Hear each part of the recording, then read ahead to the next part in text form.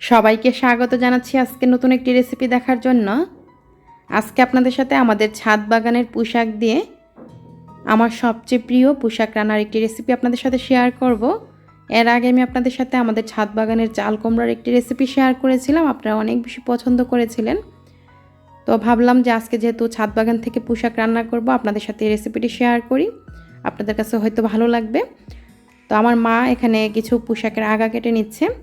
আর এখন যেহেতু বৃষ্টির সিজন চলছে, আর এই বৃষ্টির সিজনে কিন্তু খুব দ্রুত পুঁইশাক বড় হয়ে যায়। শুধু আগাগুলো কেটে নেওয়ার পর দেখা যাবে 10 থেকে 15 দিন পর আবারও খাওয়ার উপযুক্ত হবে, তাই শুধু আগাগুলো কেটে নেওয়া হচ্ছে। তো এখানে অনেকগুলো আগা কেটে নেওয়া হয়েছে। প্রথমে কিন্তু বোঝাই যায়নি এতগুলো যে পুঁইশাক নেওয়া যাবে, প্রায় 1 কেজির মতো পুঁইশাক এখানে নেওয়া হয়েছে। তারপর আমি পাতাগুলোকে একটু ভেঙে আর আগাগুলোকে এভাবে টুকরো করে নিচ্ছি। পুঁইশাকগুলো অনেক বেশি নরম ছিল, হাত দিয়ে কিন্তু কাটা যাচ্ছে, হাত দিয়ে কিন্তু টুকরো করা যাচ্ছে। তো এইভাবে আমি সবগুলো পুঁইশাককে বানিয়ে নিব। আর পুঁইশাকগুলোকে বানিয়ে নেওয়ার পর ধুয়ে পানিটা ঝরিয়ে নিয়েছি। প্রথমে পুঁইশাকগুলো কাটার আগে ধুয়ে নিলে ভালো হয়, তবে আমার মনে ছিল না, তাই আমি প্রথমে ধুয়ে নেইনি।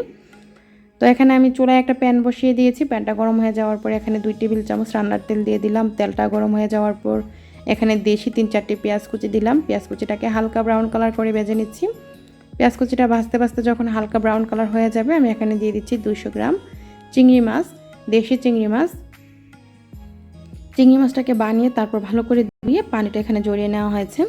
তো চিংড়ি মাছটাকে প্রায় মিনিট খানিক ভেজে নিচ্ছি। যখন চিংড়ি মাছটা খুব সুন্দর একটা কালারে পরিণত হবে, তখন আমি এখানে মশলাগুলো অ্যাড করব। তো এই যে দেখুন, চিংড়ি মাছটা কিন্তু খুব সুন্দর একটা কালার এসেছে। তো আমি দিয়ে দিচ্ছি 1.5 চা চামচ ধনিয়া গুঁড়া, 2 চা চামচ মরিচ গুঁড়া, 1 চা চামচ হলুদ গুঁড়া আর পরিমাণ মতো লবণ। এখন এই মশলাগুলোকে নেড়েচেড়ে মিশিয়ে নিচ্ছি। আর এখানে 2 টেবিল চামচের মতো পানি দিয়ে দিচ্ছি, যাতে করে মশলাটা পুড়ে না যায়। চুলার আঁচটা মিডিয়াম আঁচে রেখে এখন 3 থেকে 4 মিনিট মশলাটাকে কষিয়ে নিব চিংড়ি মাছের সাথে। 3 থেকে 4 মিনিট পর মশলাটা কষানো হয়ে গিয়েছে। এই যে দেখুন, মশলাটা কিন্তু সুন্দরভাবে কষানো হয়ে গিয়েছে আর তেলটাও কিন্তু বেশ এসেছে। এখন এই পর্যায়ে আমি পুঁইশাকগুলো দিয়ে দিচ্ছি।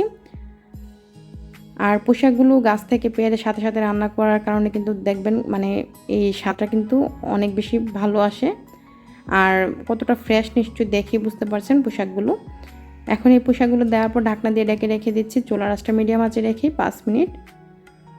আর 5 মিনিটের মাঝে একবার আমি নেড়ে দিচ্ছি, যাতে করে নিচে দিয়ে মশলাটা পুড়ে না যায়, কারণ যেহেতু এখানে পানি অ্যাড করা হয়নি আর পুঁইশাকের পানিটাও ঝরিয়ে নেওয়া হয়েছে, তারপরে পুঁইশাক থেকে কিছুটা পানি উঠবে। একটু নেড়ে চেড়ে ঢাকনা দিয়ে ঢেকে রেখে দিচ্ছি আরও 3 থেকে 4 মিনিট। এখন আমি চুলার আঁচটা একদম ফুল আঁচে রাখবো। আর এখন নিচে দিয়ে মশলাটা পুড়ে যাওয়ার ভয় নেই, যেহেতু পুঁইশাক থেকে পানি যেটা বের হয়ে গিয়েছে। এখানে আমি 4-5টি কাঁচামরিচ আস্তে দিয়ে দিলাম এখানে আধা কাপ পানি। এই আধা কাপ পানিতে রান্নাটি হয়ে যাবে।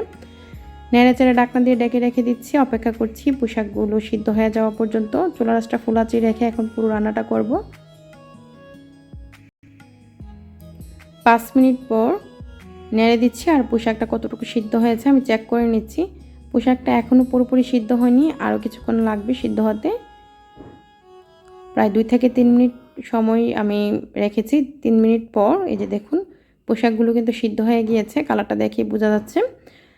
আর আমি চেক করে নিয়েছি লবণ সব কিছু ঠিক আছে। এই অবস্থায় আমি চুলাটা বন্ধ করে দিচ্ছি। আর চুলাটা বন্ধ করে দিয়ে আমি নামিয়ে নিয়েছি। আর এই যে দেখুন, পুঁইশাকের কালারটা কিন্তু অনেকটা সুন্দর এসেছে। এই পুঁইশাক রান্নাটি গরম ভাতের সাথে খেতে কিন্তু দারুণ হয়। আপনারা অবশ্যই আমার মতো করে রান্নাটি করে দেখবেন। যারা নতুন রাঁধুনি আর ব্যাচেলর, তাদের জন্য এই সিম্পল রান্নার রেসিপিটি। তো আশা করি রেসিপিটি আপনাদের কাছে ভালো লেগেছে। যদি ভালো লাগে লাইক, কমেন্ট, শেয়ার দিয়ে সাথেই থাকবেন।